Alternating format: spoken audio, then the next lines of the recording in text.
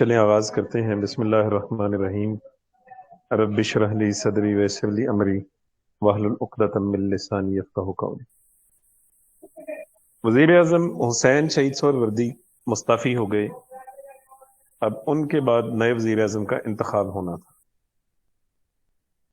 اور نئے وزیر اعظم کے لیے بھی اسکندر مرزا ہی مین کنگ میکر تھے، اور ظاہر ہے ان کو اسٹیبلشمنٹ کی بھی حمایت حاصل تھی، اور وہ میجر جنرل بھی تھے اور صدر پاکستان بھی تھے، دونوں عہدے ان کے پاس تھے۔ تو اسکندر مرزا نے اس حوالے سے مختلف سیاسی جماعتوں کے ساتھ مذاکرات کیے، اور تقریباً جو بڑی سیاسی جماعتیں تھیں اس وقت، جس میں مسلم لیگ، ریپبلکن پارٹی اور بنگال کی جو کرشک اسلامک پارٹی تھی، اس کے رہنما، ان تمام لوگوں کے ساتھ مذاکرات کیے، اور جو اپوزیشن لیڈر تھے اس وقت آئی چندری گر، انہوں نے پھر حکومت کے لیے کہا کہ ٹھیک ہے ہم نئی حکومت بنائیں گے۔ تو اسکندر مرزا نے انہیں اپنی حمایت کا مکمل یقین دلایا۔ اب حکومت بنی، اور آئی چندری گر ایک منجے ہوئے سیاست دان تھے، مختلف عہدوں کے اوپر کام کر چکے تھے۔ اب انہوں نے باقاعدہ طور پہ اپنی کابینہ کا اعلان کر دیا۔ ان کی کابینہ میں اگر آپ دیکھیں گے نا تو تقریباً وہی سارے پرانے لوگ آپ کو نظر آتے ہیں۔ یہ آپ کے سامنے کابینہ کے ارکان ہیں۔ وزیر اعظم چندری گر ہیں، ان کا تعلق مسلم لیگ سے ہے۔ میاں ممتاز محمد خان دولتانہ، ان کو وزیر دفاع بنایا گیا۔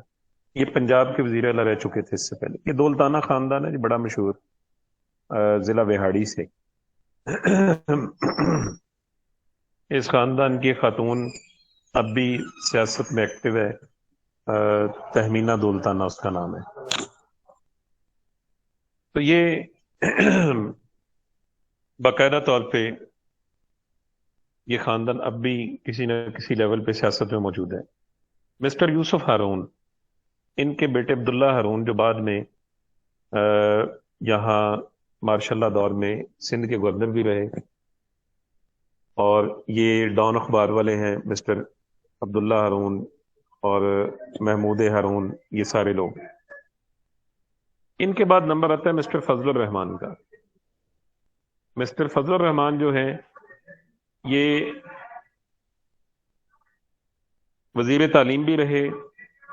جب قائد اعظم گورنر جنرل تھے تو اس وقت یہ وزیر تعلیم تھے، اور پاکستان کی جو پہلی تعلیمی کانفرنس ہے وہ مسٹر فضل الرحمان نے بلوائی تھی۔ ٹھیک ہے جی، تو اس لحاظ سے انہیں بھی کابینہ میں شامل کیا گیا۔ دیگر لوگوں میں ملک فیروز خان ہیں، جو امور خارجہ کے وزیر اور دولت مشترکہ کے وزیر بنے، ان کا تعلق ریپبلکن پارٹی سے۔ مسٹر امجد علی خزانہ کے، یہ بھی ریپبلکن پارٹی سے۔ مسٹر مظفر علی قزلباش، یہ لاہور میں قزلباشوں کا ایک خاندان تھا۔ یہ جب پاکستان بنا ہے ابتدائی طور پہ، اس وقت یہ بڑے ایکٹیو تھے، لیکن بعد میں انہوں نے پھر سیاست سے کنارہ کشی اختیار کر دی۔ تالپور خاندان ہے جی سندھ کا، اس کے غلام علی تالپور وزیر داخلہ بنے۔ میاں جعفر شاہ ریاستیں، قبائلی علاقہ جات، ان تمام امور کا وزیر انہیں بنایا گیا۔ اس کے بعد نام آتا ہے مسٹر عبد العلیم کا، یہ بھی ریپبلکن پارٹی سے تھے، اور انہیں سیٹلمنٹ کا، آباد کاری کا وزیر بنایا گیا۔ مسٹر عبد اللطیف بسواس خوراک و زراعت کے وزیر بنے۔ مسٹر مصباح الدین مواصلات کے، اور مسٹر لطف الرحمان صحت و تعلیم کے۔ ان سب کا بنگال کی کرشک اسلامک پارٹی سے تعلق۔ اس کے علاوہ مسٹر فرید احمد کو، جو وزیر محنت تھے، ان کو بھی کرشک اسلامک پارٹی سے لیا گیا۔ 23 اکتوبر 1957 کو حاجی مولا بخش سومرو اور مسٹر اے کے داس نائب وزیر بنے، اور 18 اکتوبر 1957 کو مخلوط حکومت کے قیام پر انہوں نے اپنی جو قوم کے نام نشری تقریب تھی، اس کے اندر عام انتخابات کا اعلان کر دیا۔ دیکھیں بیٹا، اس دور میں یہ بات ہے 57 کی، پی ٹی وی ابھی نہیں بنا تھا، اور واحد ذریعہ جو تھا فوری طور پہ خبر دینے کا، پاکستان کا ریڈیو تھا۔ اور جہاں تک پرنٹ میڈیا کی بات میں اگر آپ کو بتاؤں تو ایک دن لیٹ خبریں آیا کرتی تھیں. ہم نے اپنے اساتذہ سے سنا ہے، وہ کہتے ہیں جی کہ یعنی آج کی خبریں جو ہے نا جی، وہ کل شائع ہو کے پرسوں آپ کو ملیں گی. ہفتہ روزہ جو چھپتے تھے ان کی صورتحال یہ تھی کہ پورے ہفتے کی خبریں، اور وہ بھی 2 سے 3 دن لیٹ پہنچتی تھی. اس طرح سے یہ سارا کام ہوتا تھا. پورا ایک نظام جو باقاعدہ طور پہ بنایا گیا تھا حکومتی سطح کے اوپر. تو 2 3 ایجنسیاں ہماری اپنی تھیں جو خبر رساں ایجنسیاں تھیں، جو پاکستان کی اپنی خبر رساں ایجنسیاں تھیں. وہ بڑا افیکٹو کام کرتی تھی، اور باہر کی ایجنسیاں بھی اس دور میں ان سے خبریں لیا کرتی تھی. اب تو آپ دیکھیں نا کہ وہ نظام کافی حد تک چینج ہو چکا ہے، معاملات بہت آگے بڑھ چکے ہیں. تو اس اعتبار سے ابھی کا جو الیکٹرانک میڈیا ہے وہ اس قدر فعال ہے کہ دنیا کے کسی ایک ملک میں ایک بندہ کو بات کرتا ہے تو ود ان سیکنڈز پوری دنیا کو سب پتہ چل جاتا ہے. اس کے بعد باقاعدہ طور پہ کام شروع ہو گیا، انتخابات کے لیے صلاح مشورے شروع ہو گئے، اور وزیر اعظم آئی آئی چندری گر نے کہا کہ نئے انتخابات ہوں گے، ان کے لیے ایک طریقہ کار وضع کیا جائے. ریپبلکن پارٹی کے ڈاکٹر خان صاحب چندر مرزا کو ملے، اور انہوں نے کہا کہ وہ مسٹر چندری گر یا کسی دوسرے مسلم لیگی وزیر اعظم کی حمایت نہیں کریں گے. اور اس دوران ریپبلکن نے مخلوط طریقہ انتخابات کے حق میں قرارداد منظور کر لی. بس یہ ایک نقطہ ہے صرف کہ آپ ذہن میں رکھیے گا. مسٹر آئی آئی چندری گر کا اس وقت کی اسٹیبلشمنٹ کے ساتھ یا اس وقت کی سیاسی جماعتوں کے ساتھ صرف ایک پوائنٹ کے اوپر اختلاف ہوا. مسٹر چندری گر یہ چاہتے تھے کہ جداگانہ طریقہ انتخاب ہو. جداگانہ طریقہ انتخاب آپ سمجھتے ہیں نا کسے کہتے ہیں؟ اس کا مطلب ہے کہ جتنی بھی پاکستان میں اقلیتیں ہیں، عیسائی، ہندو، سکھ، پارسی، اس وقت پارسیوں کی بھی ووٹر لسٹیں الگ بنتی تھیں، ان سب کی ووٹر لسٹیں الگ کر کے ان کو اپنے اپنے طریقہ کار سے انتخاب کا موقع دیا جائے. جیسا کہ پاکستان بننے سے پہلے جو انتخاب ہوا 1945-46 کا، وہ جداگانہ طرز پہ تھا. لیکن اب بڑی سیاسی جماعتوں نے کہا کہ نہیں، جداگانہ طریقہ انتخاب ختم کر کے مخلوط طریقہ انتخاب لایا جائے. اب معاملات جو ہیں وہ مسٹر چندری گر کے ہاتھ میں تھے. انہوں نے کہا جی کہ نہیں، میں مخلوط طریقہ انتخاب کے حق میں نہیں ہوں. الٹیمیٹ اس نقطے کے اوپر اس قدر ڈیڈ لاک قائم ہوا، اور اس کا ٹیمپریچر اتنا زیادہ بڑا کہ الٹیمیٹ مسٹر چندری گر نے اپنے عہدے سے استعفیٰ دے دیا. صرف 54 دنوں کے لیے، 54 ڈیز کے لیے مسٹر چندری گر جو ہیں وہ پاکستان کے وزیر اعظم رہ سکتے. اور جب استعفیٰ انہوں نے دے دیا، اس کے بعد کے معاملات جو ہیں وہ پھر اسمبلی میں طے ہونا شروع ہوئے. مسٹر چندری گر اسمبلی میں آئے اور انہوں نے باقاعدہ طور پہ تقریر کی اور کہا کہ جی میں مزید اب اس عہدے کے اوپر فائز نہیں رہ سکتا، اور اس کے بعد وہ وہاں سے روانہ ہو. یہ تقریر ہے ان کی 13 دسمبر کی، اور استعفیٰ جو انہوں نے دیا ہے 11 دسمبر 1957 کو دیا.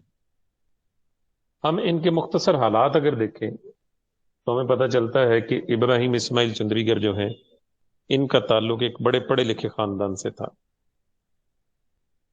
انڈین صوبہ گجرات کے اہم شہر، بلکہ اس کا کیپٹل ہے گجرات کا احمد آباد. احمد آباد میں 1897 میں پیدا ہوئے. بمبئی یونیورسٹی سے B A L L B کیا. 1920 میں احمد آباد میں وکالت شروع کی، اور 1937 میں بمبئی اسمبلی کے رکن منتخب ہوئے. 1 سال کے بعد انہوں نے مسلم لیگ میں شمولیت اختیار کی اور ڈپٹی لیڈر چن لیے گئے. 1940 سے 45 تک بمبئی مسلم لیگ کے صدر رہے. تقسیم کے بعد پاکستان کے پہلے وزیر تجارت کی حیثیت سے عہدہ سنبھالا، اور بعد ازاں 24 نومبر 1951 سے 2 مئی تک، 2 مئی 1953 تک صوبہ پنجاب کے گورنر بھی رہے. یعنی آپ دیکھیں کہ وہ کوئی نان پولیٹیکل پرسنالٹی نہیں تھے، بلکہ سیاست کے میدان کا ان کا ایک اچھا خاصا تجربہ تھا، اور مختلف عہدوں پہ فائز رہ چکے تھے. اور ان کا اچھا خاصا اس لحاظ سے ایک ویژن تھا، سوچ تھی، فکر تھی۔ آخر اس کے بعد معاملات جو ہیں، کیونکہ ان کی وزارت عظمیٰ میں سارے کے سارے ان کے ہاتھ سے نکل چکے تھے، انہوں نے بہتر یہی سمجھا کہ میں اس سے استعفیٰ دے دوں۔ وزیر قانون بھی رہے پاکستان کے 31 اگست 1955 سے لے کے 27 اگست 1957 تک، اور اس کے بعد وزیر اعظم بنے۔ ٹھیک 54 دنوں کے بعد انہوں نے اس سے استعفیٰ دے دیا اور سیاسی جماعتوں سے کسی قسم کی مفاہمت نہیں کی۔ 26 ستمبر 1960 کو ان کا انتقال ہوا۔ جداگانہ طریقہ انتخاب وہ کروانا چاہتے تھے، اس کی مین ریزنز تھیں کچھ، کہ جتنی بھی اس وقت اقلیتیں تھیں، تمام اقلیتیں اپنی اپنی نمائندگی چاہتی تھیں۔ مسٹر چندریگر نے انتخابات کروانے کے لیے جو اس وقت اجلاس منعقد کیا، اس میں مسٹر فضل الرحمان جو وزیر قانون تھے، پھر حلقہ بندیوں کے لیے justice Munir, mister F M Khan, mister Azfar اور سر ایڈورڈ سنولون، ان سب کی رائے لی اور ان سے پوچھا، اور جدا گانہ طریقہ انتخاب کو انہوں نے فائنل کر دیا اور اعلان کر دیا۔ 2 نومبر کو انہوں نے اس کی منظوری لے لی مرکزی کابینہ سے کہ جدا گانہ طریقہ انتخاب کا بل جو ہے وہ منظور کر لیا گیا۔ اب جیسے کہ میں نے آپ کو پہلے بتایا نا کہ پاکستان کی بنیاد بھی اسی وجہ سے پڑی کہ ہم نے الگ سے اپنی ووٹر لسٹیں ادھر بنوا لی، الگ سے اپنا نظام بنوا لیا، لیکن قیام پاکستان کے بعد بڑے لیڈروں نے جدا گانہ طریقہ انتخاب کی مخالفت کی۔ 1970 کے جو الیکشن ہیں وہ بھی جدا گانہ ہوئے، پھر اس کے بعد 1985 میں، اور اس کے بعد 1988 میں، 90 میں جدا گانہ طریقہ انتخاب چلتا رہا، اور جا کے پھر 2000 جو 1997 کا الیکشن ہے وہ مخلوط طریقہ انتخاب تھا اور قانون سازی کی گئی۔ تو آپ دیکھتے ہیں نا کہ اگر کوئی سیاسی جماعت جیت جاتی ہے، اس کے ساتھ اس کو 1 2 اقلیتی ارکان کی سیٹیں دی جاتی تناسب کے لحاظ سے، جس کے پاس جتنی زیادہ سیٹیں ہوں گی اس کے اقلیتی ارکان اتنے زیادہ ہوں گے۔ اب اقلیتوں کے الگ سے ووٹ نہیں ڈالے جاتے، بلکہ ان کی نامزدگی ہوتی ہے، نامینیشن ہوتی ہے۔ جتنے بھی لوگ اقلیتوں سے آپ کو نظر آتے ہیں نا مختلف جماعتوں میں، یہ سب نامینیٹڈ ہیں، کوئی ان میں الیکٹڈ نہیں ہے، ان کی نامینیشن ہے، اور ان کو ہر پارٹی کا جو حصہ بنتا ہے اس کی سیٹوں کے اعتبار سے وہ دیا جاتا ہے، تو یہ اسمبلی کے ممبر ہیں۔ یہ ایک نظام ہے۔ سر یہ نامینیٹ کون کرتا ہے؟ یہ پارٹیاں بیٹا نامینیٹ کرتی ہیں، اس کو ہوتا یہ ہے اس میں نا کہ جس طرح سے خواتین کی مخصوص نشستیں ہیں نا جی، تو اس میں ہر پارٹی اپنے پارٹی کی خواتین سے وہ لے لیتے ہیں اپلیکیشنز، اور ان اپلیکیشنز کی پھر وہ پریورٹی بناتے ہیں کہ اگر انہیں 5 یا 10 نشستیں ملیں گی تو پہلے 5 یا 10 نمبروں کی اپلیکیشنوں کو فائنل کر دیتے ہیں۔ ان میں سے اگر 3 ملتی ہیں تو پہلی 3 خواتین آ جائیں گی، اگر ان میں سے ایک بھی سکپ ہوگی تو اس سے نیکسٹ جو ہوگی وہ اس کو آٹومیٹکلی سیٹ مل جائے گی۔ ایسے ہی ان کو ہوتا ہے کہ اقلیتوں کی ان کے پاس 2 یا 3 سیٹیں آئیں گی۔ اب وہ کیا کرتے ہیں، اقلیتی جو لوگ اپنی پارٹی کے ہوتے ہیں جو رکن بننا چاہتے ہیں، ان سے سیٹیں لے کے ان سے اپلیکیشن لے کے ان کی بھی وہ باقاعدہ پریورٹی بنا لیتے ہیں، اور وہ پریورٹی لکھ کے نا، یہ پریورٹی لسٹ جو ہے یہ الیکشن کمیشن کو سبمٹ کروانی ہوتی ہے۔ آپ دیکھتے ہیں الیکشن کمیشن خود ہی نوٹیفکیشن کر دیتے ہیں، یعنی اگر ایک ہی سیٹ مل رہی ہے تو اس کا نوٹیفکیشن بھی موجود ہوگا، ایک سے زائد ملنی ہے تو اس کا بھی نوٹیفکیشن ان کے پاس موجود ہوتا ہے۔ اچھا جی۔ سر یہ پریورٹی جو جی بیس ہے وہ جو جلدی اپلیکیشن سبمٹ کرواتا ہے اس کی پریورٹی زیادہ ہوتی ہے یا پیچھے ان کی کوئی ورکنگ ہوتی ہے اس کے حوالے سے؟ نہیں، اس کی بیٹا ورکنگ ہوتی ہے، پتہ کیسے؟ میں صرف ایک مثال دوں گا آپ کے شہر گجرانوالہ سے۔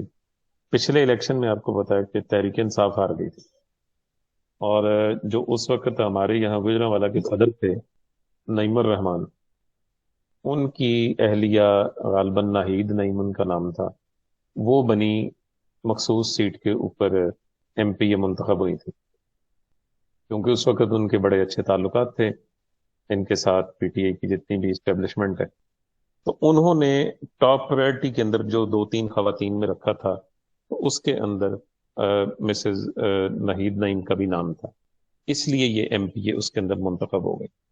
جیسے بھی پنجاب کے اندر جو ہے سیٹیں سب سے زیادہ جو لیں over all P T I نے لی، اور انہوں نے اپنی خواتین کی بھی ایک لسٹ بنائی ہوئی تھی اور ان کی پرائرٹی بھی انہوں نے سیٹ کی ہوئی تھی۔ آپ دیکھیے موجودہ ہماری جو وزیر صحت ہیں ڈاکٹر یاسمین راشد، یہ مخصوص نشست کے اوپر ہے، کیونکہ جس سیٹ پہ انہوں نے الیکشن لڑا تھا اس سے وہ ہار گئی، اور اس مخصوص نشست سے یہ پنجاب کی ایم پی اے بن گئی، وہ جو پرائرٹی لسٹ دی ہوئی تھی اس کے مطابق۔ اور جیسے ان کی گورنمنٹ بنی، کیبنٹ بنی، تو اس کے اندر ان کو وزیر صحت بنا دیا گیا۔ تو یہ پہلے سے سبمٹ کروانی پڑتی ہیں، اور ان کو پرپورشنری ان کو یہ سیٹیں دی جاتی ہیں، یعنی جس کا جتنا حصہ بنتا ہے، جتنی سیٹیں لی ہیں، اسی تناسب سے اس کو آگے مخصوص سیٹیں ملیں گی، خواتین کی مخصوص سیٹیں بھی اور اقلیتوں کی بھی مخصوص سیٹیں۔ لیکن اس سے پہلے جو انتخابات ہوتے تھے وہ مخلوط ہوتے تھے، یعنی اس میں یہ سارے لوگ آتے اور پورا ایک نظام موجود تھا، اور اس کے اندر کسی اقلیتی رکن کو بھی ٹکٹ دے دیا جاتا، سب لوگ اس کو ووٹ دیتے، وہ اس پارٹی کی طرف سے منتخب ہو جاتا تھا۔ لیکن چونکہ ہمارا یہاں کا کلچر تھا شروع سے جدا گانا طریقہ انتخاب کا، سیپریٹ الیکٹوریٹ کا، اور میں آپ کے نالج کے لیے بتا دوں، سب سے پہلا جو مطالبہ ہمارا یہاں مانا گیا ہے وہ 1909 کی منٹو مارلے ریفارمز۔ 1909 میں جو منٹو مارلے ریفارمز آئی ہیں، جو اس وقت وزیر تھے یہاں پر جان مارلے، اور وائسرائے تھے یہاں پہ لارڈ منٹو، ان دونوں نے مل کے جو مسودہ قانون بنایا تھا، اس میں مان لیا گیا تھا مسلمانوں کے اس مطالبے کو کہ ان کے جداگانہ طریقہ انتخاب، یعنی جتنی ان کی آبادی کے لحاظ سے سیٹیں ملتی ہیں بنتی ہیں، ان کے اوپر الگ سے الیکشن ہوگا۔ ٹھیک ہے جی، اس طرح سے یہ نظام ایک بنا تھا۔ تو چندری گر یہ چاہتے تھے کہ اسی نظام کو بحال کیا جائے، لیکن باقی کے جو لوگ تھے وہ اس نظام کے خلاف تھے، وہ یہ نہیں چاہتے تھے۔ بہرحال آئی چندری گر جو ہیں انہوں نے استعفیٰ دے دیا، جو معاملات تھے 2 مہینے کے اندر اندر تھوڑے بہت جو کر سکے انہوں نے اس حوالے سے۔ ٹھیک ہے جی، اسی دوران یہ نئی ایک پارٹی، یہ بھی کنگز پارٹی تھی۔ دیکھیں کنگز پارٹیاں ہر دور میں بنتی، صرف آج ہی ایسا نہیں ہوتا، اسٹیبلشمنٹ ہر دور میں پارٹیاں بناتی ہیں۔ اس وقت بھی یہ کنگز پارٹی بنائی گئی، جس کو سابق وزیر اعظم چودھری محمد علی نے ہیڈ کیا، اور اس میں بڑے بڑے لوگ تھے جو بعد میں بہت بڑے بڑے سیاستدان بنے۔ اس میں میاں عبد الباری، ڈاکٹر عبد الودود، مولانا عبد الستار خان نیازی، مولانا طفیل احمد، جو میاں طفیل احمد یہ جو جماعت اسلامی کے بعد میں امیر بھی رہے، سید حبیب شاہ، مولانا فضل کریم، اور سردار عبد الجبار، قمر شفیق اللہ، ملک ظفر اللہ خان، یہ سب تھے۔ وزیر اعظم چندری گر نے اپنی جو خارجہ پالیسی اناؤنس کی تھی، اس کے 2 3 پوائنٹ اہم ہیں۔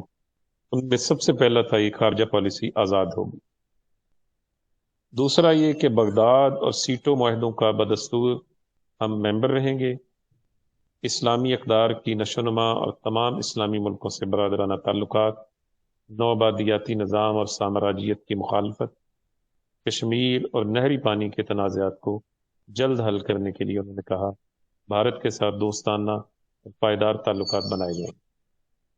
اب وہ جو پانی کا مسئلہ تھا نا، جو 1948 میں شروع ہوا، وہ ساتھ ساتھ چل رہا تھا۔ وہ تو جب پھر ایوب خان آ گیا تو وہ ساری کی ساری جو پیچھے گفتگو ہوئی تھی، وہ جو سارے کا سارا کام ہوا تھا، پیپر ورک ہوا تھا، وہ سارے کا سارا بیڑا غرق ہو گیا، اور معاہدہ سندھ پاس کر لیا گیا۔ 3 دریا ان کو دے دیے، 3 خود رکھ لیے، اور اسی کی وجہ سے دیکھ لیں آج تک ہمارے پانی کے مسائل جو ہیں وہ حل نہیں ہو پا رہے۔ چلیے بہرحال یہ تھے جی ہمارے 54 دن کے 54 ڈیز کے وزیر اعظم جناب آئی چندری گر۔ اب جو پہلے 7 وزراء اعظم میں 7واں نمبر آتا ہے وہ ملک فیروز خان نون کا۔ ملک فیروز خان نون کا تعلق ضلع سرگودا سے، اور یہ نون فیملی سرگودا میں ہی ہے، اور یہ بہت بڑے زمیندار ہیں۔ اور ان کے کزن ملک خضر حیات جو یونینسٹ پارٹی سے تھے، وہ پنجاب کے وزیر اعلیٰ رہے، اور بڑے لمبے عرصے تک وہ یہاں وزیر اعلیٰ رہے، اور ان کا بہت بڑا ایک نام بھی تھا اس اعتبار سے۔ تو نون فیملی کا بھی سیاست کے اندر شروع سے ہی عمل دخل تھا۔ اب اسکندر مرزا نے میٹنگ کی جی ملک فیروز خان نون کے ساتھ، اور ان کے ساتھ معاملات طے کیے، ان کی کابینہ کے ارکان طے کیے۔ اچھا، یہ کوئی پہلی بار نہیں ہے ہمارے بعض لوگ ہیں وہ مذاق کرتے ہیں، کہتے ہیں جی کہ لو جی خان صاحب کے جتنے بھی وزیر ہیں وہ اسٹیبلشمنٹ نے بنائے ہیں۔ یہ شروع سے ہی ہوتا آیا ہے، اور ہر دور میں ہر ایک کے ساتھ ایسا ہوا ہے۔ بے نظیر کتنی جمہوریت پسند تھیں، لیکن اسٹیبلشمنٹ نے انہیں کہا تھا کہ وزیر خارجہ صاحبزادہ یعقوب علی خان ہوں گے، وہ سابق لیفٹیننٹ جنرل رہ چکے تھے۔ پھر 3 4 اور بندے نامزد کیے، ماننے پڑے۔ نواز شریف کے ساتھ بھی ایسے ہی ہوا، بلکہ آخری دنوں میں جو جنرل جنجوعہ کو سیکورٹی ایڈوائزر بنایا گیا، نواز شریف سے لی گئی اس کی منظوری، وہ اسی لیے لیا گیا نا کہ اس کا نام اسٹیبلشمنٹ نے دیا تھا کہ جناب یہ ہمارا بندہ ہے، اس کو آپ رکھیں، رکھنا پڑا۔ اب یہاں بھی ایسا ہوا، اسکندر مرزا نے یہ سارے نام فائنل کیے کابینہ کے، سید امجد علی، مظفر قزل بادش، پھر میر غلام علی طالپور، اور یہ وہی لوگ ہیں۔ آپ کو یہ میں تیسری چوتھی کابینہ پڑھا رہا ہوں، اور ان میں شاید 2 3 نام آپ کو نئے آئیں گے، باقی سارے نام وہی چل رہے ہیں، میاں جعفر شاہ اور قزل باش، طالپور، تقریباً یہ سب وہی لوگ ہیں، بار بار آ رہے ہیں۔ آج نہیں وہی ہو رہا، آپ یہ دیکھ لیں جتنے بھی اس وقت وزراء ہیں، یہی وزراء نواز شریف صاحب کے ساتھ، نواز شریف کے ساتھ بھی رہے ہیں، یہی وزراء اس کے ساتھ کیا نام زرداری کے ساتھ بھی رہے ہیں، اور اس سے پہلے یہ مشرف کے ساتھ تھے۔ تو یہ وہ کہتے ہیں نا تاریخ اپنے آپ کو دہراتی ہے، تو تاریخ ہر دور میں ہی اپنے آپ کو دہراتی ہے، بلکہ میں اس کو اس لحاظ سے ایکسپلین کرتا ہوں کہ یہ کچھ پولیٹیکل فیملیز ہیں پاکستان میں، کہ ہمیں پاکستان کے وقت یہ 20 تھیں، آج ان کی تعداد تقریباً 70 کے قریب ہے۔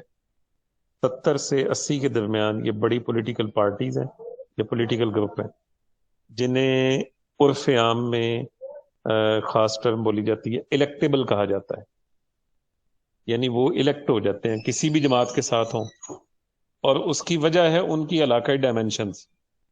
یہ جن جن علاقوں سے منتخب ہو کے آتے ہیں، وہاں ایک تو ان کا اپنا ذاتی اثر و رسوخ ہوتا ہے، دوسرا ان کی برادری وہاں ہوتی ہے۔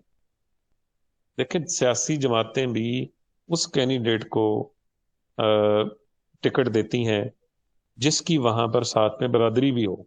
وہ کہتے ہیں اس کا گھر کا ووٹ بھی تو ہونا چاہیے نا، چاہے کتنا ہی ڈائی ہارڈ ورکر کیوں نہ ہو، لیکن اگر اس کا کوئی ذاتی ووٹ نہیں ہے تو سیاسی جماعتیں اس کو ٹکٹ نہیں دیں گی، کیونکہ ان کو خطرہ ہوتا ہے یہ ہار جائے گا۔ اگر کسی برادری کی مرضی کے خلاف کسی کو ووٹ دیا گیا تو وہ برادری وہاں ووٹ اس کو نہیں دے گی، کسی اور کو دے دے گی، یا اسی میں سے کوئی آزاد کھڑا ہو جائے گا، آزاد کو منتخب کر لیں گے، ٹھیک ہے نا۔ تو یہ ایک طریقہ کار جو ہے وہ اختیار کیا جاتا ہے۔ تو چلیں، بہرحال ملک فیروز خان نون صاحب کو وزیر اعظم بنانے کی سفارش کر دی گئی، اور انہوں نے بھی اپنی نشری تقریر میں یہ کہا کہ نئی حکومت جو ہے وہ مہنگائی یعنی گرانی، رشوت، سمگلنگ، غذائی قلت، یہ شروع سے مسائل وہی ہیں ہمارے۔ سمگلنگ کا مسئلہ چلے حل ہوا، اس وقت سمگلنگ کا معاملہ بہت زیادہ تھا۔ ملک فیروز خان نون ان حالات کے اندر انہوں نے اپنی سیٹ کو سنبھالا، ایک زیرک آدمی تھے، سمجھدار آدمی تھے، اور چونکہ مختلف عہدوں پہ رہ چکے تھے ملک فیروز خان نون، اور ان کے دور میں 2 3 بڑے کام ہوئے ہیں، ان کا میں تذکرہ آگے چل کے آپ کے ساتھ کرتا ہوں۔ خاص طور پہ مشرقی پاکستان میں جو اب بنگلہ دیش ہے، وہاں سمگلنگ کا معاملہ زیادہ خراب تھا۔ اس کی وجہ یہ تھی، دیکھیں بیٹا، اگر آج آپ کہیں نا کہ سمگلنگ نہیں ہے، سمگلنگ آج بھی ہے۔ آپ کی ڈیورنڈ لائن جو ہے، اب پاک افغان بارڈر جو ہے 2250 کلومیٹر ہے، اور سارا سیکیور نہیں ہے، اب باڑ لگ رہی ہے وہاں پہ، کافی حد تک لگ چکی ہے، یہ باڑ مکمل ہو گئی اگر اور اس کی نگرانی کی گئی تو شاید اس سے کچھ چھٹکارا مل جائے۔ اسی طرح جو آپ کا ایران کا بارڈر ہے 800 کلومیٹر کا ہے، آپ کوئٹہ چلے جائیں، کتنی ایرانی اشیاء آپ کو وہاں ملتی ہیں جو تجارت ہوتی ہے دونوں طرف سے۔ انہوں نے وہاں پر جو مشرقی پاکستان کے جنرل آفیسر کمانڈنگ تھے میجر جنرل امراؤ خان، ان کو متعین کیا اور ساتھ ہی ساتھ انہیں کہا کہ اسمگلنگ جو ہے یہ ختم ہونی چاہیے۔ ایک اندازے کے مطابق وہاں پر ایک بڑا طبقہ وہ تھا جن کا روزگار ہی اسمگلنگ کے ساتھ وابستہ تھا، اور ایک تجویز سامنے آئی کہ اسمگلروں کو سزائے موت کی سزا دی جائے، اور اس کے لیے ایک آرڈیننس جاری کیا گیا۔ بہرحال کافی حد تک جو ہے اس کے اوپر قابو پانے کی کوشش کی گئی، اور ان اسمگلروں کے متعلق یہ بات کہی جاتی تھی کہ ان میں سے زیادہ تر جو ہے ان کا تعلق عوامی لیگ سے ہے، اور عوامی لیگ کے سربراہ جو تھے وہ حسین شہید سہروردی تھے۔ فیروز خانون نے آرڈیننس جو اس وقت یہ جاری کیا تھا سزائے موت کا، انہیں واپس لینے کے لیے کہا گیا، تو 8 جنوری کو یہ آرڈیننس واپس لے لیا گیا۔ اس کی مین ریزنز تھیں کیونکہ مشرقی پاکستان میں اس وقت ہی یہ معاملات خراب ہونا شروع ہو چکے ہوئے تھے۔ جب وہ بات چلی نا کہ ایکسپورٹس کیونکہ اس خطے کی زیادہ تھی ہماری کم تھی، چٹاگانگ کی بندرگاہ زیادہ چلتی تھی، کراچی کی بندرگاہ اتنی فنکشنل نہیں تھی، پھر بہت ساری زرعی جناز جس میں پٹسن باہر جاتی تھی، باہر سے زرعی مبادلہ آتا تھا، تو انہوں نے کہا کہ جناب یہ معاملات کس طرح سے خراب ہو جائیں گے، اس میں کمپرومائز یہ کیا گیا۔ بہرحال وہاں حالات بہت خراب ہوئے، ڈپٹی اسپیکر شاہد علی کے اوپر حملہ ہوا اور وہ اس میں مارے گئے۔ اسپیکر عبدالحکیم کو اسمبلی نے کہا یہ پاگل ہے، یہ اسمبلی نہیں چلا سکتا، اور سو اینڈ سو یہ معاملات جو ہیں وہ خراب سے خراب تر ہوتے چلے گئے۔ اور کچھ کہتے سر ہیں جی کہ آرڈیننس کے جی جی جی جی بیٹا سر آرڈیننس کے بارے میں تھوڑا سا بتا دیں۔ جی، آرڈیننس بیٹا اس طرح سے ہوتا ہے، ویسے اس کا اصول تو یہ ہے، میں آپ کو بتا دوں، اگر اسمبلی کا اجلاس نہ ہو رہا ہو تو حکومت آرڈیننس جاری کر سکتی ہے، اور آرڈیننس جاری کرنے کا اختیار صدر کے پاس ہوتا ہے، صدر آرڈیننس جاری کرتا ہے۔ سر پنجاب میں گورنر بھی صوبے میں گورنر نہیں کر سکتا؟ جی، صوبے میں گورنر آرڈیننس جاری کرے گا، وہ صوبے کی حد تک اس کا دائرہ کار ہوگا، مرکز میں صدر جاری کرے گا، اور اس کا دائرہ کار پورا ملک ہوگا۔ اور اس لیکن کی اگر ٹائم لیمٹ ہوتی ہے سر؟ جی ٹائم لیمٹ ہوتی ہے، 3 مہینے کے لیے جاری ہوتا ہے، ایکسٹینڈ کر کے آپ اس کو 6 مہینے کے لیے کر لیں، یا ہر 3 مہینے کے بعد اس کو ایکسٹینڈ کرتے رہیں، وہ آپ پہ ڈپینڈ کرتا ہے۔ لیکن اگر اسی آرڈیننس کو اسمبلی میں لے آئیں اور اس کو ایکٹ آف پارلیمنٹ بنا لیں تو وہ آرڈیننس قانون کا درجہ حاصل کر لیتا ہے۔ سر 3 اسمبلی ماہ اگر کے اس کو اندر فرض یا کرے 6 ماہ کے اندر اگر پارلیمنٹ میں نہیں آیا جی جی تو اس کو وہ لا کی حیثیت نہیں دی جائے گی سر؟ نہیں، وہ جو ہے نا، اگر وہ اسمبلی میں نہیں آیا تو وہ آٹومیٹکلی ختم ہو جائے گا، آرڈیننس جو ہے وہ اپنی مدت پوری کر کے وہ آرڈیننس ختم ہو جائے گا، اس کا اطلاق نہیں ہوگا۔ وہ جو آپ بات کریں نا لا کی حیثیت مل جائے گی، وہ ہے اس سر چیز اینولی کو کتنے سیشن کنڈکٹ کرنے پڑتے ہیں ان کو پارلیمنٹ؟ پارلیمنٹری ایئر ہوتا ہے جی، پہلے تو یہ 120 دن کم از کم تھا، اب تھوڑے سے میرا خیال شاید دن زیادہ ہیں، تو کم از کم 120 دن تو ہیں۔ پارلیمنٹ کا اجلاس ہوگا جس کے اندر ملکی صورتحال کو دیکھا جائے گا، قانون سازی کی جائے گی، یہ ساری چیزیں اس میں آئیں گی۔ اچھا جی، اس کے بعد مغربی پاکستان میں جو ہے مطالبہ ہوا زر کٹوتی کا۔ یہ جو مطالبات زر ہوتے ہیں نا، آپ نے چلے میں ابھی حالیہ جو ہے بجٹ پاس ہوا ہے، آپ نے دیکھا جب بجٹ پیش کیا گیا تو اس میں اپوزیشن کے لوگوں نے اعتراضات کیے، اور اپوزیشن پھر کچھ تحریکیں پیش کرتی ہے کہ جناب اس کام کے لیے پیسے کم رکھے گئے ہیں، یہ بڑھائے جائیں، اس کے لیے پیسے زیادہ رکھے گئے ہیں، یہاں کٹوتی کی جائے۔ وہ مطالبہ زر ہوتا ہے، کٹوتی کی تحریکیں ہوتی ہیں جن کو حکومت منظور بھی کر سکتی ہے، مسترد بھی کر سکتی ہے۔ ٹھیک ہے جی۔ اسی طرح فیروز خانون کے دور میں کشمیر کا مسئلہ جو تھا وہ بھی ایک دفعہ پھر زندہ ہوا، اور خوب شد و مد کے ساتھ اس کے اوپر بات چیت کی گئی، بحث مباحثہ ہوا۔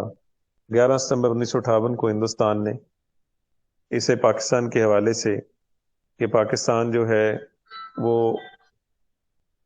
جو علاقہ تھا کشمیر اور پاکستان کے درمیان، وہاں پر کشمیر لبریشن فرنٹ قائم کی گئی، اور ہم شروع سے ہی کشمیری مجاہدین کو ٹریننگ اور ان کی باقی سپورٹ کرتے آئے ہیں، لیکن ابھی تک وہ سلسلہ چلتا رہا۔ لیکن اس دور کے اندر یہ تھا کہ ہم باقاعدہ طور پہ کشمیر کی آزادی کے لیے کھل کھلا کے انٹرنیشنل فورم کے اوپر بات کرتے تھے، اور نہ صرف وہاں بات ہوتی تھی بلکہ کشمیر کے اندر بھی اس کے حوالے سے جو ممبران وہاں تھے ریاستی اسمبلی کے، وہ بھی قراردادیں لے کر آتے تھے اپنی اسمبلی میں، کیونکہ حکومت ان کی تھی تو معاملہ نہیں آگے چل سکا۔ بہرحال فیروز خان نون نے اس کو ایک مرتبہ پھر اٹھانے کی کوشش کی۔ اوپر سے نومبر میں انتخابات، جو پچھلے میں نے لیکچر میں آپ کو بتایا تھا، وہ بھی اناؤنس کیے جا چکے تھے۔ اب ان حالات کے اندر معاملات جو ہیں وہ ہاتھوں سے دن بہ دن نکلتے جا رہے تھے، اور یعنی میں اگر اوورآل اس کا آپ کو تجزیہ دوں نا، تو ماشاء اللہ کے لیے حالات جو ہیں وہ سازگار کیے جا رہے تھے۔ بڑے لیول کی شخصیات جو ہے اس وقت موجود نہیں تھی۔ حسین شہید سہروردی اس وقت موجود نہیں تھے، ملک سے باہر جا چکے تھے، جو ایسٹ اور ویسٹ دونوں کو آپس میں ملائے ہوئے تھے۔ سردار عبدالرب نشتر کا انتقال ہو گیا فروری 1958 میں، اور خان عبد القیوم خان صدر بن گئے مسلم لیگ کے۔ مسلم لیگ عملی طور پہ اپنی وقت کھو چکی تھی، یہ بھی میں آپ کو بتا دوں۔ ایسٹ پاکستان سے تو مسلم لیگ مکمل طور پہ واش آؤٹ ہو چکی تھی، اور ویسٹ پاکستان کے اندر بھی بہت سارے چھوٹے گروپ موجود تھے۔ اب کل نیب کی بات میں نے آپ کے ساتھ کی تھی، نیشنل عوامی پارٹی، ان کا سر و رسوخ بلوچستان میں اور صوبہ خیبر پختونخوا میں موجود تھا۔ تو پورا آپ سمجھ لیں کہ کچھ سیاسی لیول کے اوپر کوئی بڑے قد کاٹ کے لوگ بھی موجود نہیں تھے، اور جو قد کاٹ کے لوگ موجود تھے ان کو بے توقیر کیا گیا، جیسے حسین شہید سہروردی کو بے توقیر کیا، بے عزت کیا گیا، اسمبلی سے ان کو فارغ کیا گیا، استعفیٰ لیا گیا، غدار کہا گیا۔ آئی چندری گڑھ کے ساتھ دیکھیں کیا ہوا، اس کو 1 سال کیا 2 مہینے بھی نہیں پورے کرنے دیے گئے۔ اس سے پہلے چودھری محمد علی سے، جو حالانکہ اسٹیبلشمنٹ کے بڑے پروردہ تھے، ان سے بھی استعفیٰ لیا گیا۔ اب کوئی بھی اس قومی لیول کا بندہ آگے آ کے قیادت سنبھالنے کے لیے تیار نہیں تھا۔ ملک فیروز خان نون پوری محنت کر رہے تھے، اس میں کوئی شک نہیں کہ شروع میں یہ یونینسٹ پارٹی کے ساتھ تھے، اور 16 سال تک یہ یونینسٹ پارٹی کے ساتھ رہے، تو یہ بھی متحدہ ہندوستان کے حامی تھے۔ لیکن بعد میں جب انہوں نے دیکھا کہ حالات چینج ہو گئے ہیں تو یہ مسلم لیگ میں آ گئے۔ ان کے حالات زندگی پہ اگر غور کریں تو 1893 میں پیدا ہوئے، ایچیسن کالج لاہور سے تعلیم حاصل کی۔ ایچیسن کالج کی بھی میں آپ کو تاریخ بتانا چاہوں گا۔ اس کا پرانا نام ہے چیفز کالج۔ چیفز کالج کے اندر جتنے بھی پورے برے صغیر کے جو فیوڈلز تھے، جاگیردار، سرمایہ دار، جو بڑے لوگ تھے، ان کے بچوں کو یہاں تعلیم دی جاتی تھی۔ آپ ایک کتاب دیکھیے گا، موجود ہے نیٹ پہ بھی موجود ہے PDF میں، اس کا نام ہے چیفز آف پنجاب۔ پنجاب کے چیف جو ہیں، جو انگریز نے ڈکلیئر کیے ہوئے تھے، اس نے ان لوگوں کے بچوں کو پڑھانے کے لیے یہ کالج بنایا تھا، جہاں جاگیرداروں کے بچے پڑھیں گے، کیونکہ انہی بچوں نے کل کو آ کے حکومتی معاملات سنبھالنے ہیں۔ اب میں یہاں اس بات کو بھی روکتا ہوں۔ اب آپ ذرا اپنی پولیٹیکل لیڈرشپ میں دیکھیں، آپ کو تقریباً سارے کے سارے وہی لوگ نظر آئیں گے جو ایچیسن کے پڑے ہوئے، تقریباً چودھری نثار علی خان، عمران خان،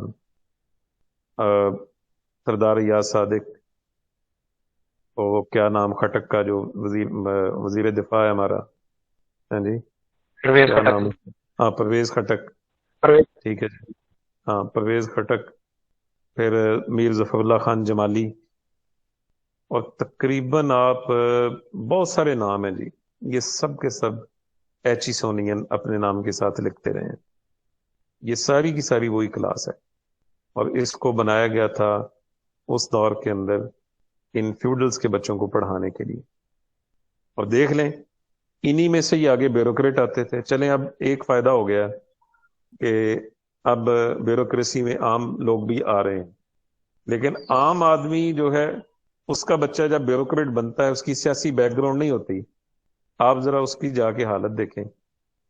اس کو جناب ڈسٹرکٹ ملے گا وہ راجن پور، اس کو بھیجیں گے وہ جناب جنوبی پنجاب میں، اور جو ہوں گے پولیٹیکل پریشر والے لوگ ان کو سینٹرل پنجاب کے جو اچھے ڈسٹرکٹس ہیں ان کے اندر ان کو موقع ملتا ہے. تو چلیں بہرحال یہ ان کی تاریخ ہے جی ایچسن کالج کی. اس کے بعد یہ آکسفورڈ چلے گئے، وہاں سے ایم اے کیا، قانون کی ڈگری حاصل کی، وطن واپس آئے، لاہور ہائی کورٹ میں پریکٹس کا آغاز کیا، پھر پنجاب کے وزیر صحت و تعلیم رہے، اس کے بعد لندن میں پاکستان کے ہائی کمشنر بھی رہے، 1941 سے لے کر 45 تک وائس رائے کی کونسل کے ممبر رہے، اور اس کے بعد ہندوستان کے وزیر دفاع بھی رہے. یہ تمام بڑے بڑے عہدوں پہ ملک فیروز خانون رہے ہیں. یعنی اس کا مطلب یہ ہے کہ جو آج تک 7 وزراء اعظم میں نے آپ کو پڑھائے، کسی کا پروفائل بتائیں کم ہو، ہر ایک کا شاندار پروفائل ہے. مسئلہ آج بھی وہی درکار ہے، وہی درپیش ہے جو اس وقت درپیش تھا. اس وقت کی سر اسٹیبلشمنٹ بھی کام نہیں کرنے دیتی تھی پولیٹیکل گورنمنٹ کو، آج کی اسٹیبلشمنٹ بھی کام نہیں کرنے دیتی. ٹھیک ہے جی. سر جی جی سر میں نے ایک چیز نوٹ کی ہے کہ یہ جتنے بھی وزیر اعظم تھے اور اس سے پہلے جو لیڈران ہیں، فار ایگزامپل محمد علی جناح ہے، گاندھی ہے، نیلسن منڈیلا بھی ایون جب جیل میں گئے تو انہوں نے بھی لا کھیل لیا. تو یہ لا میں ایسا کیا ہے کہ یہ جتنے بھی لیڈران ہیں لا کی ڈگری لے کے آتے ہیں، اور موجودہ بھی ہمیں یعنی ایگزامپل ملتی ہے. ہونی چاہیے. ٹھیک ہے، کیونکہ اس کے بغیر آپ آگے نہیں چل سکتے. اس کی وجہ یہ ہے کہ جب آپ کے پاس قانون کی ڈگری ہوتی ہے تو یہ جتنے بھی سیکیورٹی کے ادارے ہیں یا انٹیلیجنس کے ادارے ہیں یا جو آپ کے قانون کے ادارے ہیں، وہ پھر آپ کے ساتھ جو ہے نا وہ ٹھیک طریقے سے ڈیل کرتے ہیں. ان کو پتا ہوتا ہے کہ یہ بندہ قانون کو جانتا ہے، قانون کو سمجھتا ہے. لیکن اگر آپ لا نوئنگ پرسن نہیں ہیں تو پھر آپ کو ایکسپلائٹ کیا جاتا ہے، آپ کو مختلف حوالوں سے تنگ کیا جاتا ہے. سر یہ اور یہی بات ٹھیک ہے کہ وجہ ڈاکٹر وغیرہ جو ہوتے ہیں یعنی اتنی تعلیم حاصل کرتے ہیں، لیکن ان کو رستے میں روڈ پہ کوئی آفیسر روک لینا ایس ایچ او وغیرہ تو ان کو بات نہیں کرنی آتی، اور ایون تھپڑ بھی کھا لیں گے. اور وکیل کوئی نکما سا بھی ہے نا، تو اگر وہ کہہ دے کہ میں وکیل ہوں تو ایس ایچ او کی ذرا ہل جاتا ہے کہ بھائی دھیان سے. جی بالکل ایسا ہی ہے، بالکل ایسا ہی ہے. اس میں کوئی شک نہیں. سر ایک بات اچھا جی. پوچھنی تھی کہ جی ایل ایل جی بی کے لیے یہ کب سے لازمی ہوگا؟ جی کیا کہا آپ نے؟ میں پوچھ رہا ہوں کہ ایل ایل بی کے لیے بی اے کب سے کمپلسری ہوا؟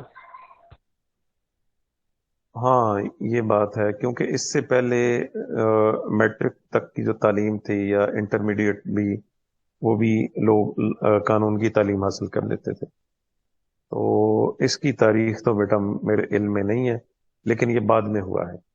آج بھی دیکھ لیں یا جو سر پروفیشنل ایجوکیشن ہے کے نا جی، پروفیشنل ایجوکیشن جو ہے اس کے لیے جو جیسے یہ بچے کرتے ہیں نا سی اے وغیرہ، کے سی سی اے، تو میٹرک کے بعد بھی سٹارٹ کر دیتے ہیں.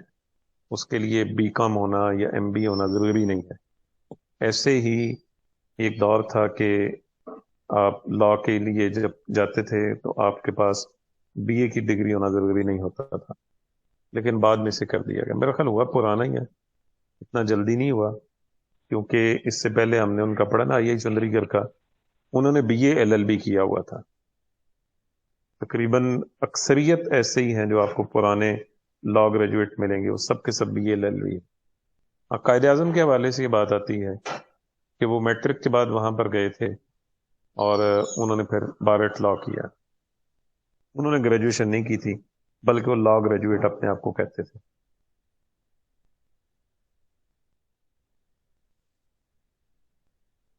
اچھا جی، اس کے بعد آگے دیکھیے ان کے جو ایک دو کارنامے ہیں خاص طور پہ ان کے دور میں جو کام ہوئے. فیروز خان نون نے 5 کتابیں لکھی جی. اچھے مصنف تھے، رائٹر تھے، بڑا اچھا لکھنا جانتے تھے، اور یہ قوم متحدہ کے اندر بھی پاکستان کی نمائندگی کرتے رہے. اور 11واں 12واں جو اجلاس ہوا قوم متحدہ کا، اس میں پاکستانی وفد کی قیادت انہوں نے کی.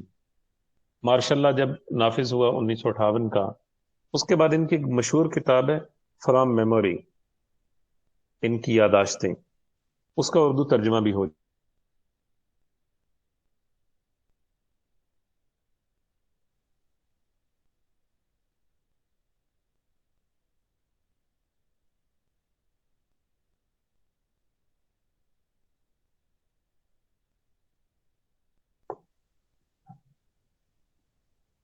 یس سر، آ رہی ہے. ہاں. اچھا جی، ڈاکٹر خان صاحب تھے بہت بڑے رہنما صوبہ سرحد کے، اور وہ اے این پی سے تھے، ان کا تعلق تھا. بعد میں وہ مسلم لیگ میں آ گئے، پھر اس کے بعد جو ہے ان کے اختلافات ہو گئے. 9 مئی 1958 کو کہتے ہیں جن کا قتل ہوا. قتل کرنے والا شخص جو ہے تھا عطا محمد اس کا نام. کہتے ہیں اپنے گھر میں اپنی کوٹھی میں لان میں بیٹھے اخبار پڑھ رہے تھے، قاتل نے حملہ کر دیا. ڈاکٹر خان صاحب ایک بڑے زندہ دل آدمی تھے. کہتے ہیں انہوں نے مردانہ وار مقابلہ کیا اور اس کو پکڑنے کے لیے پیچھے بھاگے بھی، پھر کے 2-3 وار کیے. خون زیادہ بہہ گیا تھا ان کا بیٹا، بیوی اور دیگر لوگ فوری طور پہ پہنچے، ہسپتال لے کے گئے، لیکن ڈاکٹر خان صاحب جان بر نہ ہو سکے. اور پتہ چلا جی جو شخص جس نے حملہ کیا ہے ڈاکٹر خان صاحب پہ، وہ پیشے کے اعتبار سے پٹواری تھا، اور اس کا تعلق شو کیا گیا جو خاکسار رہنما تھے علامہ عنایت اللہ مشرقی. الزام لگایا گیا علامہ عنایت اللہ مشرقی پہ کہ ان کے ایما کے اوپر یہ قتل کیا گیا، اور مقدمہ چلا. علامہ عنایت اللہ مشرقی کو بھی پکڑ لیا گیا، دیگر ساتھیوں میں ریحان شاہ، فتح محمد، سمین جان، علی محمد اور دیگر لوگوں کو پکڑا گیا. 4 بندے اس میں وعدہ مافوا بن گئے: خورشید خالد، اصغر حیدر اور محمد رفیع. بہرحال مقدمہ چلا، اس کی کارروائی چلتی رہی، اور آخر میں جا کے علامہ عنایت اللہ مشرقی جو ہے اس مقدمے سے بری ہو گئے. عطا محمد کو سزائے موت سنا دی گئی.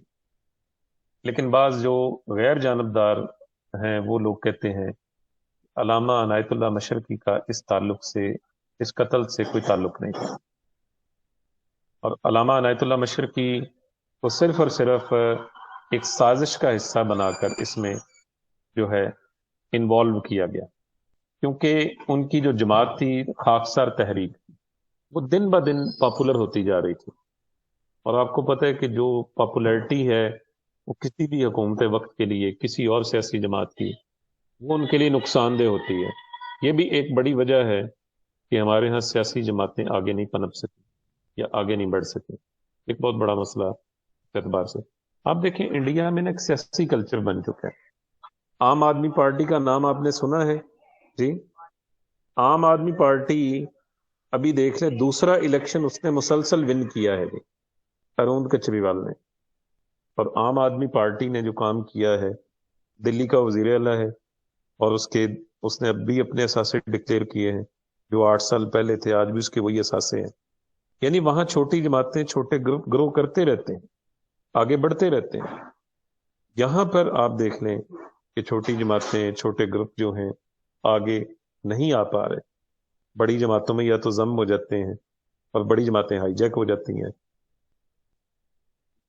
عطا محمد کو سزائے موت سنا دی گئی. عوامی نمائندگی کا ترمیمی بل 4 ستمبر 1958 کو ملک فیروز خان نون نے پاس کروایا، اور ایک معاہدہ ہوا ملک فیروز خان نون اور پنڈت نہرو کے درمیان. یہ معاہدہ ہوا جی 11 ستمبر 1958 دلی میں. یہ وہی جگہ ہے بیرو باڑی کا علاقہ، متنازع علاقہ، اور تقریباً 9 ایسے متنازع علاقے تھے جن کے اوپر فیصلہ ہوا. ٹوٹل یہ 11 مربع میل کا علاقہ بھارت سے پاکستان کو ملا.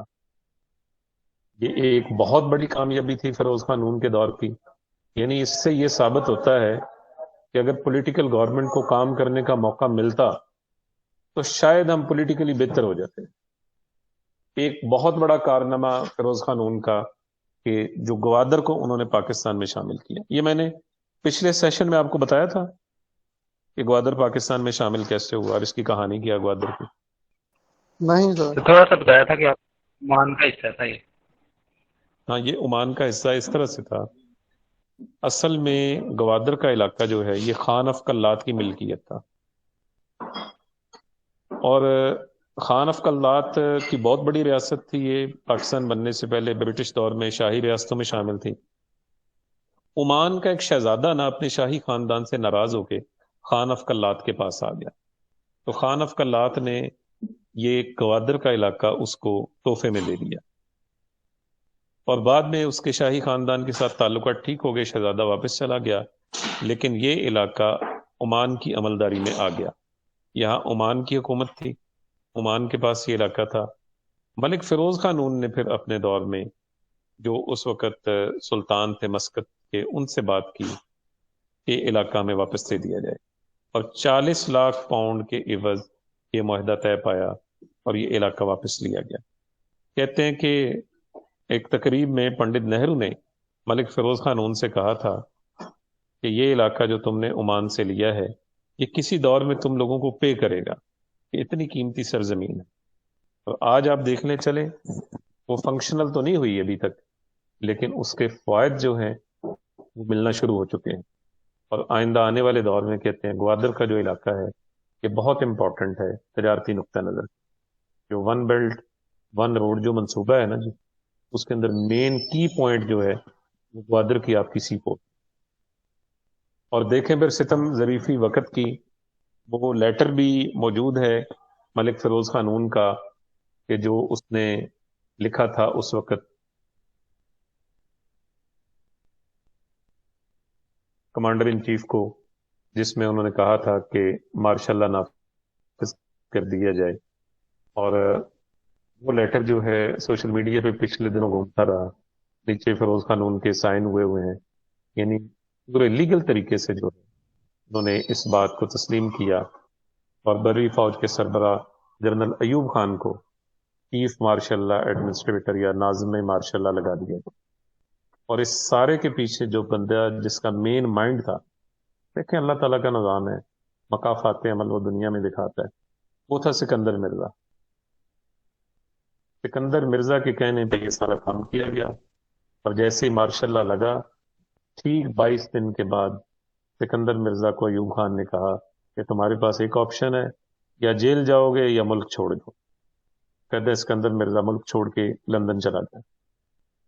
اور قدرت اللہ شہاب نے اپنی کتاب شہاب نامہ میں یہ بات لکھی ہے کہ انتہائی قسمہ پرسی کی زندگی اس نے وہاں گزاری، اور وہیں اس کا انتقال ہوا لندن میں ہی. اس کی وصیت تھی کہ اس کو تہران میں دفن کیا جائے، اور بعد میں اس کی میت کو لا کے تہران میں دفن کیا جائے. جی بیٹا، یہ تھا جی آج کا لیکچر. کوئی سوال آپ سر کے ایک ذہن میں کوشچن. جی جی بیٹا. سر یہ اسکندر مرزا کا تعلق غالباً وہ بنگال سے تھا نا؟ جی بنگال سے ان کا تعلق تھا. یہ وہی جی خاندان ہے، میر جعفر میر صادق کے خاندان سے ان کا جی تعلق. جی. تو سر اگر یہ بھی بنگال سے تھے اور پہلے 6 وزیر اعظم فیروز خان نون کو نکال کے 6 وزیر اعظم بھی بنگال سے تھے، تو پھر وہ بنگال کا نہیں جو نہیں مسئلہ تھا دیکھیں، کہ وہ میں آپ اپنا کو بتاتا ہوں. اس میں چودھری محمد علی بنگال سے نہیں ہے، چودھری محمد علی بنگال سے نہیں ہے. اور لیاقت علی خان بھی بنگال سے نہیں ہے. لیاقت علی خان تو ویسے یو پی کے تھے لیکن کراچی میں سیٹل تھے. چلے سر، جی لیکن اتنے وزیر اعظم اور گورنر جنرل کا اتنا اختیار تھا اس وقت کہ وہ اس کے سائن کے بغیر کوئی لیجسلیشن نہیں ہو سکتی تھی. تو وہ اپنا پرابلم یا مسئلہ کیوں نہیں سالو کر پائے، جو بنگالی زبان کا مسئلہ تھا یا ایک دو اور مسئلے تھے؟ دیکھیں بیٹا، بات یہ تھی، وہ شاید میں نے آپ کو کمپیریزن بھی دکھایا ہوگا کہ بنگالی جو تھے وہ آبادی کے لحاظ سے تو ہم سے زیادہ تھے، لیکن اسٹیبلشمنٹ کے اندر ان کی جو پریزنس تھی وہ نہ ہونے کے برابر تھی. سر یہاں آ کے اسکندر مرزا یہ اختیار، اور پھر ایوب خان کو بھی انہوں نے وزیر دفاع سے آرمی چیف، اور یہ سارا ان کا ہی کرا دھرا تھا، تو اس کے پاس اختیار نہیں تھا اسکندر مرزا؟ اسکندر مرزا کے پاس بڑے اختیارات تھے، لیکن اسکندر مرزا بنگالی نہیں تھے. اسکندر مرزا بنگالی نہیں تھے.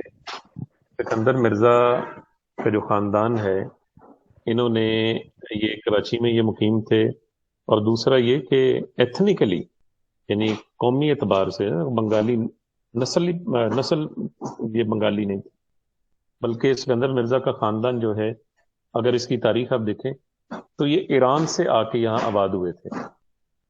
یہ ایرانی النسل تھے، اور یہ اس وقت آئے ہیں جب ہمایوں سے حکومت چھن گئی تھی اور پھر شیر شاہ سوری نے قبضہ کر لیا تھا. تو اس وقت قزل باشوں کی فوج آئی تھی اس کے ساتھ، ایران کی ہمایوں کے ساتھ، اور انہوں نے پھر دوبارہ اس کو تخت پہ بٹھایا تھا. اس وجہ سے ایران سے یہ ایوب خان کا اور اسکندر مرزا کا کلیش کیا تھا؟ جی ایوب یہ خان بہت اور اچھے سکندر مرزا کا کلیش کیا تھا مین؟ ان کا دیکھیں، ان کا تعلق تو بہت اچھا تھا. یہ سارا ایوب خان کو ایکسٹینشن دلوانے والا کون تھا؟ اسکندر مرزا. ٹھیک ہے جی. مکمل طور پہ تمام تر بریفنگ جو ہے اس کو کون دیتا تھا؟ وہ اسکندر مرزا دیتا تھا. لیکن آپ دیکھ لیں، یہ ہماری تاریخ ہے. 7 سینئر جرنیل کراس کر کے، ان کو سپرسیڈ کر کے بھٹو نے ضیاء الحق کو لے کے آئے. اور بعض لوگ یہ بھی کہتے ہیں کہ وہ ضیاء الحق بھٹو سے بہت زیادہ ڈرتے بھی تھے، پوری رپورٹ بھی ان کے پاس موجود تھی. اتنا تابع دار بندہ وہ لے کے آئے. اور بلکہ ایک واقعہ یہ بھی ہے کہ ضیاء الحق جو ہیں وہ ملتان کے کور کمانڈر تھے.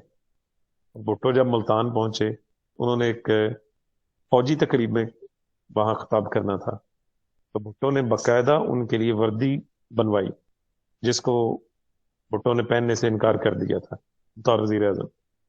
وہ دیکھا کہ اتنا تابع دار بندہ ہے، یہ کیسے گڑبڑ کرے گا. آپ دیکھ لیں، وہی بندہ پھر اسی نے جیل میں ڈالا، اسی نے وعدہ معاف خواہ بنوائے، اپنی مرضی کی کابینہ عدلیہ بنوائی، فیصلے لیے اور امپلیمنٹ بھی کروا دیا. اسی سر طرح مشرف کو جی جی بھٹو نے بھی تو دھوکہ دیا تھا نا کسی کو. سر پھر تاریخ اپنے آپ کو دہراتی تو ہے نا. بس پھر آپ کو پتا ہے یہ مکافات عمل ہے. یہاں جی پر بھی دیکھیں نا، ایک وہ جرنل تھے اشفاق ندیم، سینئر جرنیل تھے، اور کہتے ہیں پاکستان آرمی میں جو پروفیشنلی بڑے سالڈ لوگ تھے نا، ان میں اشفاق ندیم تھے، جو سینئر ترین تھے جنرل رئیس شریف کے بعد. لیکن انہوں نے دیکھا شریف فیملی نے کہ باجوہ صاحب جناب ذرا ٹھیک ہیں، عاجز بندے لگ رہے ہیں. ہاں جی، باقاعدہ مشاورت ہوئی ہر چیز. چودھری نثار علی خان، ان سب لوگوں نے فیصلہ کیا ٹھیک ہے جی یہ تابع دار رہیں گے. اس نے پھر ٹھیک تابع داری کی نا. تو پھر سر بعد میں کیا ہوا ہے ان کے ساتھ؟ کہ نا ابھی یہ جو جسٹس صدیقی کا بیان جی سامنے آیا ہے، جسٹس صدیقی نے جو بیان دیا وہ تو ہماری میڈیا نے دیکھے نا، کوئی بیان آنے ہی نہیں دیا نا، اس کے اوپر کوئی ٹاک پروگرام ہوا ہے. جسٹس صدیقی نے یہ 1 ہفتہ پہلے سپریم کورٹ میں بیان دیا ہے کہ میرے پاس ISI کا سربراہ فیض حمید آ کے کہتا ہے کہ مجھے باجوہ صاحب نے کہا ہے کہ ایک ہائی کورٹ کا جج تم ٹیکل نہیں کر سکتے، یار میری نوکری کا مسئلہ ہے، ہمارے ساتھ چلو. اس نے کہا میں نہیں چل سکتا آپ لوگوں کے ساتھ. اس نے باقاعدہ ریٹن سٹیٹمنٹ دیے. سر یہ جی جو جی PTI کا دھرنا ہو رہا تھا اس کے درمیان سر وہ APS کا واقعہ آیا، تو وہ الزام لگاتے ہیں کہ ISI بھی انوالو تھی اندر.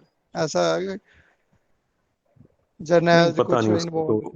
تو علم نہیں ہے. ویسے میں اس میتھولوجی کو اس لحاظ سے نہیں مانتا کہ اتنا بڑا واقعہ نہیں کروایا جا سکتا. اس اعتبار سے کوئی اور واقعہ کروایا جا سکتا تھا، کوئی اور معاملات کروائے جا سکتے تھے، لیکن معصوم بچوں کے اوپر تو سیاست نہیں کی جا سکتی. یہ اس مختلف میں چیزیں ہیں. سر یہ بھی نیکسٹ ایلیگیشن پرائم منسٹر ہیں. جی جی جی جی بیٹا بولے.